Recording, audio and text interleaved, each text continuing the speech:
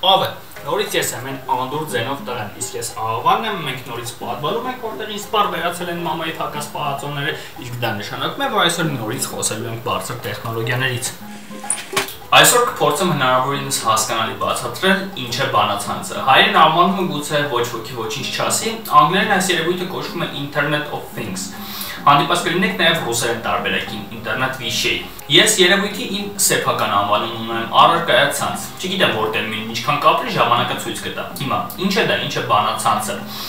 Իրականում սա հասկանալու համար պետք է մի փոքր հետ գնալ։ Առարկայացանցը դա կենցաղային ու ոչ միայն առարկաների ցանցի կոնցեպտ է, որտեղ տարատեսակ առարկաները հագեցած են այնպիսի տեխնոլոգիաներով, որոնք դրանց հնարավորություն են տալիս փոխգործակցության մեջ մտնել մեկը մյուսի կամ էլ շրջակա միջավայրի հետ։ IoT տերմինն առաջին անգամ 1999 թվականին առաջ քաշեց Քևին Էշթոնը, AutoID հետազոտական խմբի ղեկավարը։ Նա Procter & Gamble ընկերության ղեկավարներին առաջարկեց ռադիոհաճախականության պիտակների օգտագործման հայեցակարգը, այդ հսկա ընկերության լոգիստիկ շղթաների կառավարման արդյունավետությունը բարձրացնելու համար։ Էշթոնն առաջարկում էր փոխել ապրանքների շրիխ կոդերն ու այն մարդկանց, ովքեր ձեռքով, այսպես ասած, մեխանիկական աշխատանք էին կատարում ու հաշվում ու գրանցում էին այդ պիտակները։ Դրա փոխարեն նա առաջարկեց ապրանքների վրա դնել էլեկտրական պիտակներ եւ անցկացնել էլեկտրական սկաներով։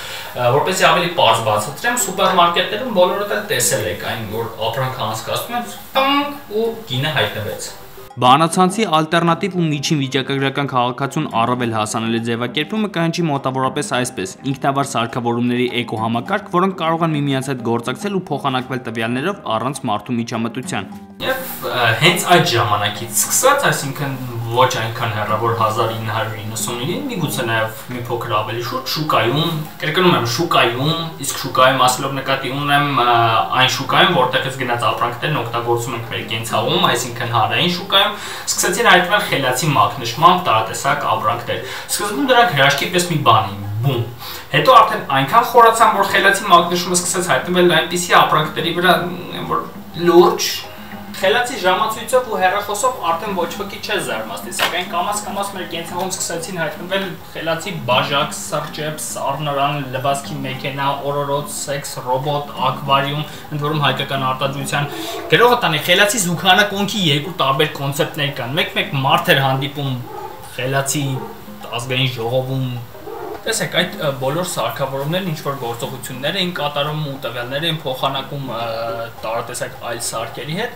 սակայն այդ ամենը գործում էր իրարից անկախ եւ չկար մեկ միասնական ստանդարտ, որի հիման վրա պետք է ստեղծվեր այդ ցանցը, բանացանցը։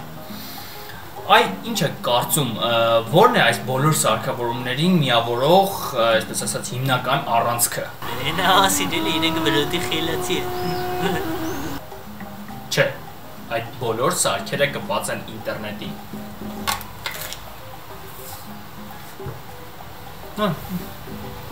Բայց որպեսզի դրանք կատարեն իրենց հիմնական ֆունկցիան, այն է փոխանակվեն տվյալներով առանց մարդու միջնորդության ու ստեղծեն որոշակի ավտոնոմ էկոհամակարգ, որն այս կամ այն կերպ կհեշտացնի մեր կյանքը, հարկավոր է մեկ միասնական ցանց, հսկայական տրաֆիկով։ Հենց այդ ցանցն ու հնարավորություններն է ապահովելու 5G-ն։ Թե ինչ է 5G-ն ու ինչպես է ապահովելու, դիտեք նախորդ հոլովակում։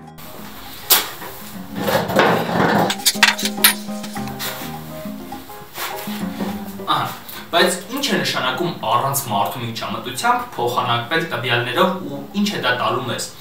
Փորձեմ մի քանի պարզ օրինակներով բացատրել։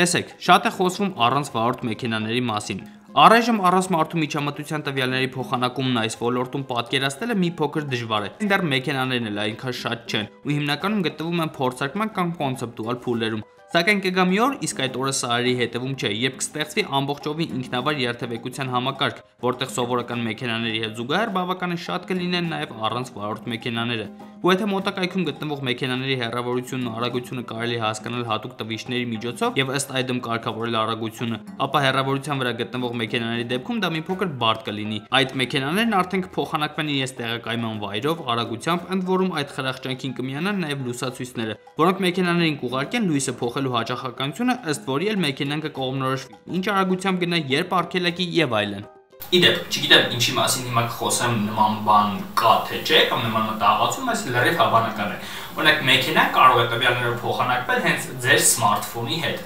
ու եթե ասում եմ ձեր, նկատի չունեմ հենց անձամբ ձեզ, քանի որ նման տեխնոլոգիաների դեպքում հազարավոր սմարթֆոնների հետ է մեքենան տվյալներ փոխանակելու, որպեսզի պարզապես բրեքներով չանցնի։ Այսինքն մեքենան որոշելու է ձեր տեղակայման վայրը եւ այդպիսով երթևեկությունն ավելի անվտանգ կդառնա, քանի որ ըստ ձեր տեղակայման վայրի, եթե դուք նրան մոտ եք, կկարգավորի իր արագությունը, ուղղությունը եւ այլն։ Իհարկե, սա ազդական տվյալների պաշտպանության հետ կապված որոշակի խնդիրներ կարող է առաջացնել, սակայն այնպես չէ, որ հիմա այդպես ձեր ազդական տվյալները սրբորեն պահում են ձեր սենյակի մի մութ տակու կամիկյունում։ Հաճախ դուք ինքներդ եք ձեր ազդական տվյալները դարձնում հանրության սեփականությունը։ Անցանք։ Մեկ ուրիշ օրինակ՝ խելացի սառնաներ կամ խելացի զուգարանակոնք։ Սրանք էլ խելացի տան համակարգերից են։ Խելացի սառնարանն օրինակ հստակ տված տվյալների կամ ձեր կենցաղն ու պահվածքը ինքնուրույն վերլուծելու դեպքում կարող է հասկանալ, որ օրինակ կաթը կամ պանիրը արդեն վերջանում են եւ զգուշացնել ձեզ։ Կամ էլ եթե տվել եք նման թույլտվություն կամ հրաման, ինքնուրույն գնել կաթը կամ պանիրը օնլայն որևէ խանութից, խանութն էլ ապրանքը կառքի ձեր տուն։ Բայց զուգանակոնքն ավելի հեռու է գնացել։ CES 2019 համաշխարհային տեխնոցուցանվեցի ժամանակ ներկայացվեց խելացի զուգանակոնքի մի կոնցեպտ, որը ձեր օրգանիզմի գեներացրած կոնտենտը վերլուծելով, հասկացաք ինչի մասն է խոսքը, բառացի չասեմ,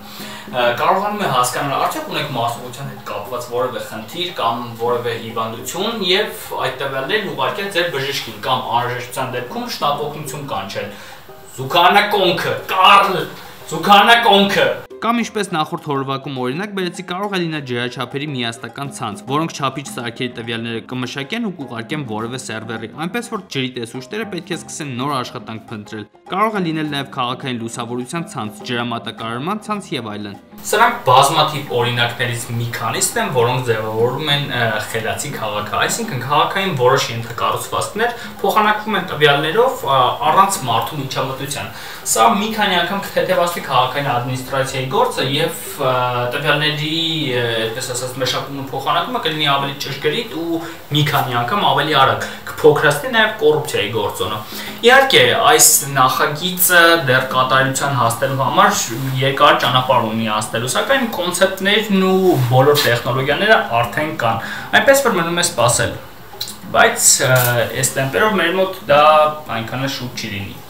Ciao.